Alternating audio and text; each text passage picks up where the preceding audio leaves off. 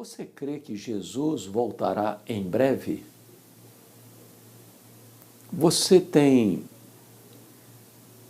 conhecido e procurado conhecer as profecias acerca da segunda vinda de Cristo? Você que é uma pessoa atualizada, antenada, olhando o cenário mundial, vê alguma sintonia entre as profecias e o que está exatamente acontecendo no mundo hoje? Na primeira vinda de Cristo, todas as profecias alusivas àquele fato aconteceram, literalmente. Não são profecias vagas, mas específicas, com locais, com datas, com circunstâncias. Há mais profecias sobre a segunda vinda de Cristo do que sobre a primeira. E as profecias estão aí gritando aos nossos ouvidos. É como se nós estivéssemos num afunilamento da história. O que não podemos fazer é marcar datas. Todos quantos assim fizeram, caíram no ridículo. Até porque Jesus deixou isso claro, que esse dia é da economia exclusiva do Pai. Porém, Ele não nos deixou confusos ou sem sinais. Sinais eloquentes da sua segunda vinda. Quando ele foi interrogado pelos seus discípulos no Monte das Oliveiras, que sinais haveria da sua vinda e da consumação dos séculos, ele traçou-nos um cenário. Ele diz: primeiro, vede que ninguém vos engane. É curioso que o primeiro sinal da segunda vinda de Cristo, conforme a orientação de Jesus, passe pelo campo religioso. Porque o que se floresce como cogumelo neste mundo é o surgimento das falsas religiões, das seitas, das falsas igrejas, com falsos pastores, com falsos profetas, com falsos mestres, com falso evangelho, forjando falsos crentes. Todo dia, toda hora, você vê novas religiões surgindo, cada uma defendendo a sua bandeira, cada uma defendendo o seu lado conveniente. Cada dia você vê líderes religiosos que confundem igreja com empresa e com empresa particular e usam o expediente da fé para se locupletarem, para se enriquecerem, tratando a igreja e as ovelhas com propriedade particular, gerando escândalo e distorcendo o evangelho, servindo de motivo de tropeço. Então, essa explosão do engano religioso é o primeiro sinal que Jesus apontou. Depois, Jesus falou de guerras, rumores de guerras, reino contra reino, nação contra nação. E nós entendemos aquilo que Arnold Toynbee, ilustre historiador, afirmou, que a história da humanidade é a história das guerras. Nunca houve na história um período de 100% de paz. O homem é um ser beligerante e a guerra está no seu coração. Só no século passado fomos assolados por 2 guerras mundiais. 1414, 1914, 1918, Primeira Guerra, 30 milhões de pessoas mortas.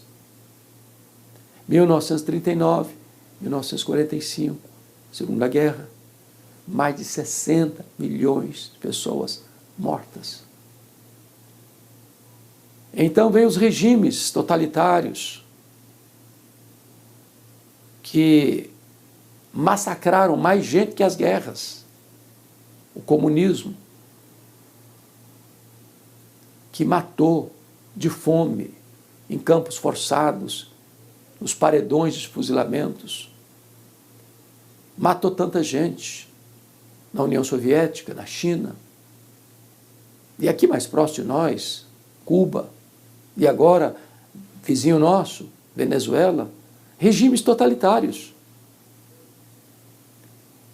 onde o povo não tem plena liberdade. E a aparente liberdade que tem também não é transparente. Hoje estamos vendo o mundo em guerra. O terrorismo, nações financiando terrorismo, nações bombardeando outras nações. E o mundo está aí como que num ambiente de suspense. Porque às vezes por trás das nações menores que estão guerreando existem as grandes potências.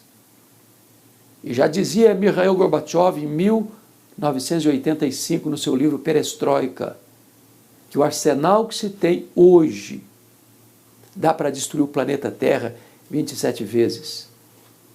E ele disse que numa possível terceira guerra mundial não haveria vencedores e nem vencidos.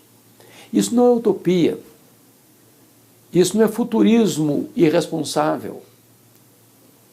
Isso é a pauta do dia, isso é o diagnóstico, isso é o cardápio do dia.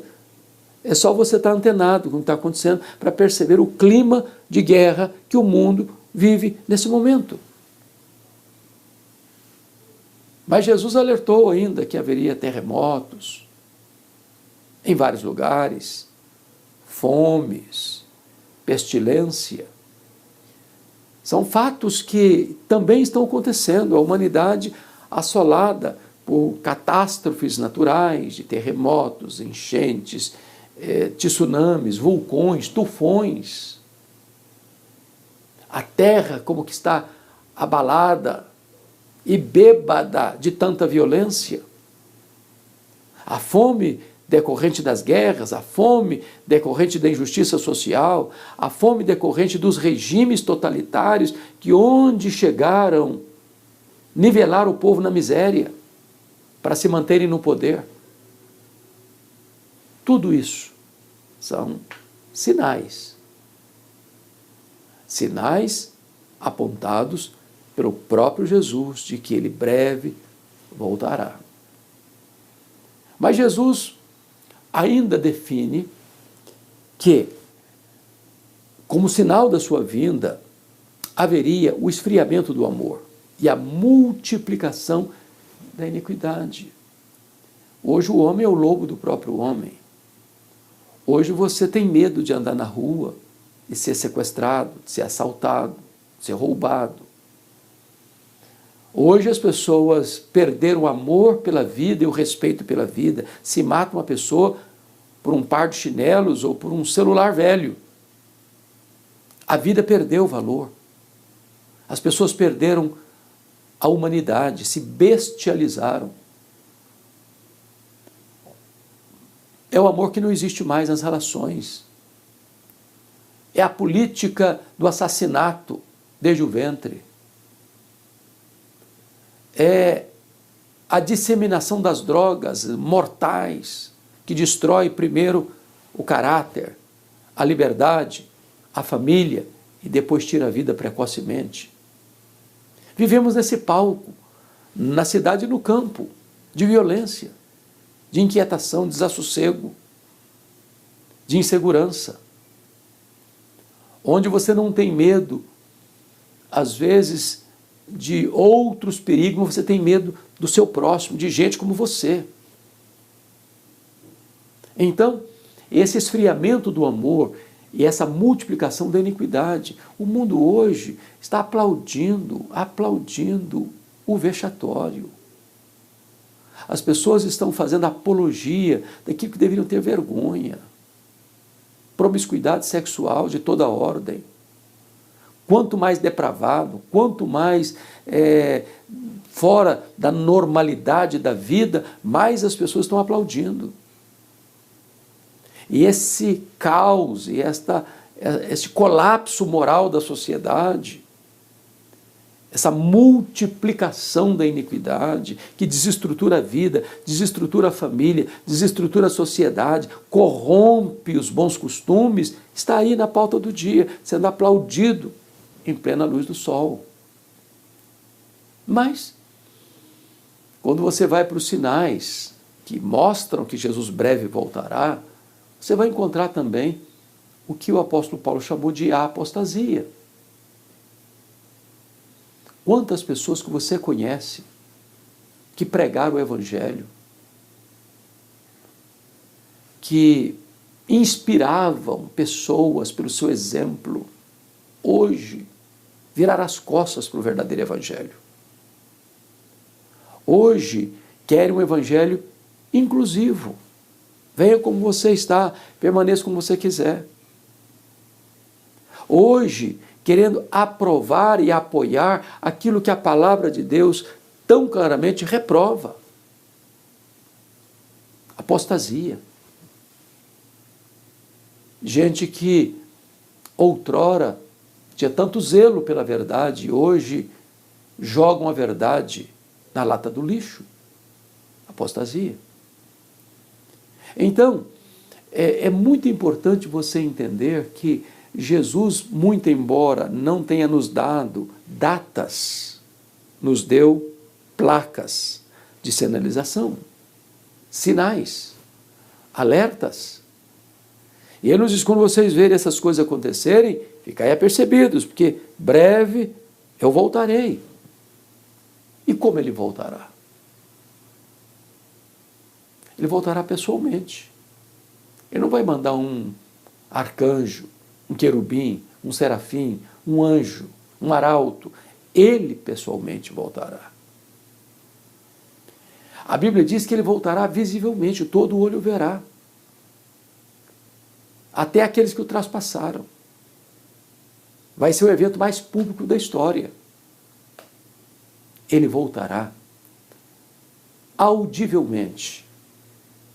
Porque, dada a palavra de ordem, ouvida a voz do arcanjo, ressoada a trombeta de Deus, ele descerá.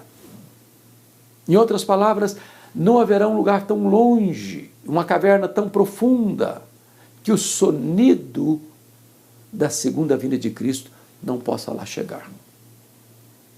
Ele voltará repentinamente, como o relâmpago risca os céus do Oriente ao Ocidente. Com essa velocidade ele voltará, como no abrir e fechar de olhos.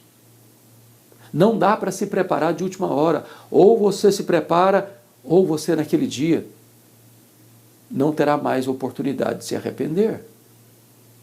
A ordem de Deus, desde o profeta Amós, é esta: prepara-te, ó Israel, para te encontrares com o teu Deus.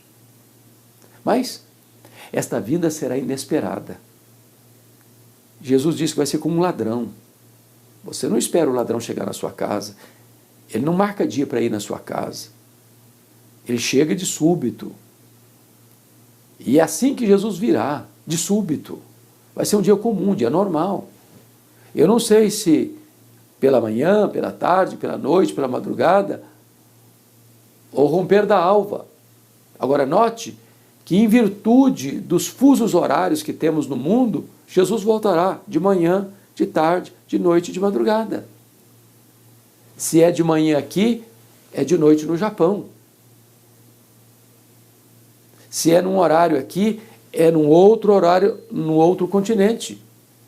Então, quando Jesus voltar, para uns ele volta de manhã, para outros ele volta de tarde, para outros ele volta de noite, para outros ele volta de madrugada. Ele voltará. E voltará repentina e inesperadamente. Ele voltará inescapavelmente. Ninguém pode mudar essa agenda. O homem, por mais poderoso que seja, não pode decidir. Bom, nós concluímos e chegamos a uma decisão, a um veredito. Cancelamos a segunda vinda de Jesus.